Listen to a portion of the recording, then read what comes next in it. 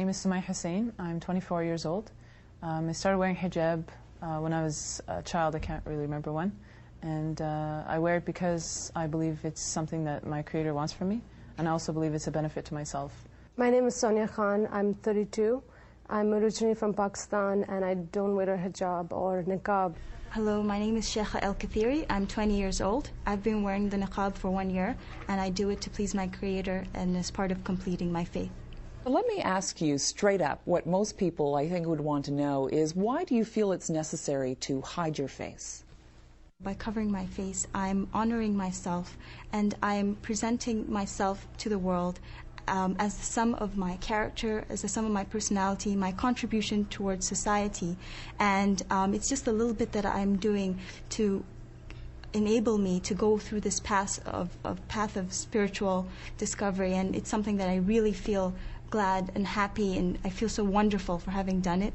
And it's just a spiritual choice. Why do you feel wonderful for having done it? It just exemplifies the fact that I'm an honored Muslim woman. I am an honorable woman who has her own opinions. She has her own voice. I have my own personality. I have my character. I have everything that's wonderful about me, the way I contribute to society. And my beauty is a wonderful part of me as well. But I don't feel that I have to display it all for the world. Is that the function of your hijab when you wear it? It's basically a message that says that I would like you to judge me based on who I am and what I do, and it's not based on, you know, the way I look. And I mean, people might not like that, but it is a fact that men and women are perceived differently. If I wasn't wearing the veil, for example, to me, a man coming up to me and just chatting me up might be normal, but to me, I might not like that. I'm interested in the concept of it's to make men behave better toward you. Is that what I'm hearing? My covering does not exempt a man from his responsibility as a man to behave himself, as you say, to conduct himself in a morally befitting manner. Just because I cover myself doesn't mean I'm doing it to make his job easier. Let me put to you what Jack Straw actually said. He said communities are bound together partly by informal chance meetings between strangers, people being able to acknowledge each other in the street, or being able to pass the time of day together. That's made more difficult if people are wearing a veil. That's just a fact of life. I don't agree with that at all. I don't feel that just because I cover my face, why is that a barrier for you to treat me as a human being, to relate to me as a human being, as somebody with opinions, with personality, with things that they can bring to the table? You know, Muslim women who choose to dress this way do that because they feel, you know, cover this way, first of all, because they believe that God wants that of them, and they believe that God knows better for them than they know. Does it state in the Quran you're supposed to wear a hijab? I don't yes, think it does. It says directly you have to wear a hijab. I don't think there is a clear statement or understanding by a lot of, I think, philosophers of Islamic scholars saying this is exactly what you need to wear. There is no clear understanding on that matter. I think there is a clear understanding. If you read there's a very clear understanding. There's a literally fair, you'll read all scholars saying the same thing. I disagree. No, I didn't say that. A lot of scholars will say. But there is a majority and a minority. But the face can be open. There's nothing wrong with that. The face is not necessary. Do you believe that? I wasn't wearing it before, and now I am. There are people who do believe that the face is obligatory, but I think that it's their choice in the end. Sonia, what do you think the message is when you see a veiled woman? We need to question, okay, I'm living in Canada, I'm wearing a hijab, I'm covering up my face. Am I going to be somebody who will bring people together, Jews, Christians, Muslims? I don't think so. Am I going to be the one who will be a philosopher, bringing new ideas to the table, actually getting people to get involved in the community? I think you'll create more barriers. It's not you, it's them. It's as in the people around you. Their stereotypes, their perceived notions. All I'm saying is, as a Muslim, you're a missionary at heart. You're supposed to actually attract people towards you, not repel them. Well, let me bring this to you, and this is the English translation of the Quran. Tell the faithful women to lower their gaze and guard their private parts and not display their beauty except what is apparent of it, and to extend their scarf to cover their bosom. Are you not being faithful to the Quran? It doesn't say cover any particular part except for the bosom.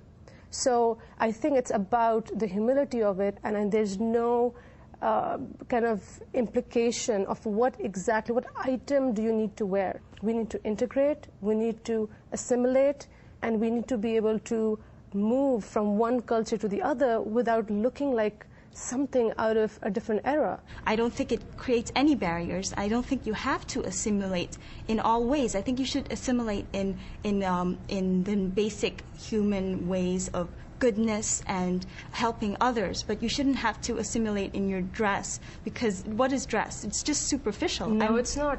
People always perceive you by what you wear. No one, I'm not talking about your communication. For example, if I'm non-Muslim, I will judge you. I will put a label on you and I'll walk away because how is that our fault, though? It's not your fault, but I think the world has changed, and as a Muslim, you need to represent Islam as an encompassing thing, not an exclusionary thing. You're excluding people in your world. Samaya, you want to say something to that? I think you need to give people a little bit more credit. Like, people are really, they're not that stupid. Like, I mean... You mean the public at large? Yeah, I mean, just because someone's covered up in a certain way, it doesn't mean that everyone is going to see them as someone who's completely weird. But is there discomfort? Can you feel discomfort from people who are not Muslim, who don't understand? If I meet someone who doesn't know anything at all about Islam and has no stereotypes, they're going to be very friendly with me. It's the baggage and it's the stereotypes that make people, you know, defensive and prejudiced and so on. Mm-hmm. I know people are walking, look at me, don't agree with me. That's totally acceptable. How do you know? I know, because I know that the way they look at me. How do they look at you? Okay, there are a few people who give dirty looks and stuff like that. Mm-hmm. I'm used to it. Most people, they're just curious. They don't know, which is fine too. I wish they would come ask me. I'd love to explain it. Essentially, what Jack Straw was saying, and a lot of people are saying now, is, you know, how can I trust you? How can I get a feel for what you're saying if I can't see the entirety of your face? Well, let me ask you a question. How do you get a feel for what somebody's saying when you talk to them on the phone? And we use telephones like constantly nowadays. People use the internet. Do you believe you're equal to a man? Oh, the thing is that I do believe I'm equal to a man. Why don't men wear the same kind of equivalent if men are equal to women? Why is that? Where is the equality? Let's ask, why do you think that is, that men are not required? Presumably God made, we can all agree on this, God made all of us, right? He made my face, your face, a man's face. Why would he require a woman to cover some aspect of herself and not a man? Covering yourself is something that's natural to us. We cover parts of ourselves that we think is not for public consumption. Mm-hmm. And if people differ on what that modesty is, I think that's totally fine, and I don't see why anyone should have a problem with it. And the issue of equality in dress, I mean, men also have their own dress code that they can't just walk around wearing whatever they want. So if Jack Straw if you were in his office and he said, "Would you mind removing the veil so I could talk to you in the presence of another woman?" what would you say? I would say, I do mind. Why does it bother you that I have to remove it in front of you? Can't you communicate with me as a normal human being? I don't think that the fact that I'm wearing a veil prevents you from communicating with me as a normal human being in a normal way. And I don't see why you have to get me to do this thing, to take off my veil.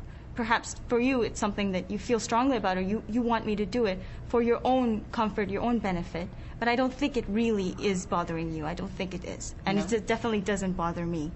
Sonia, your last word. What do you think about the issue of veils and when someone is fully veiled?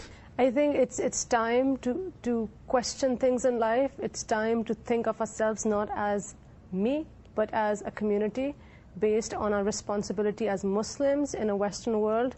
I think we need to be more responsible to actually improve the image of Islam and be more integrative.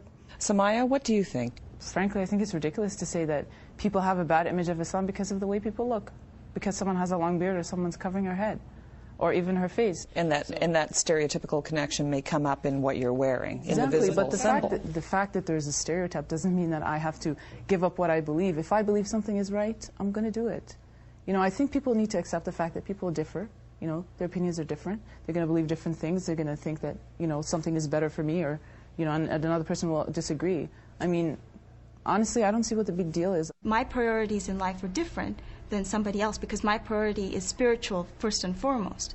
And also, when I cover, I'm perfectly fine with myself. Like I'm not ashamed of myself. I have very high self-esteem, and I'm fine with the way I look. I'm fine with my body, and I just think that if I'm fine with it, then everybody else shouldn't feel badly towards me. I understand your concern, and I'm very, I thank you for your concern if anybody is concerned, but I'm fine. I want to thank you all very much for coming in and talking, and I'm sure you're anxious to break the fast today and go eat. Thank you. Okay.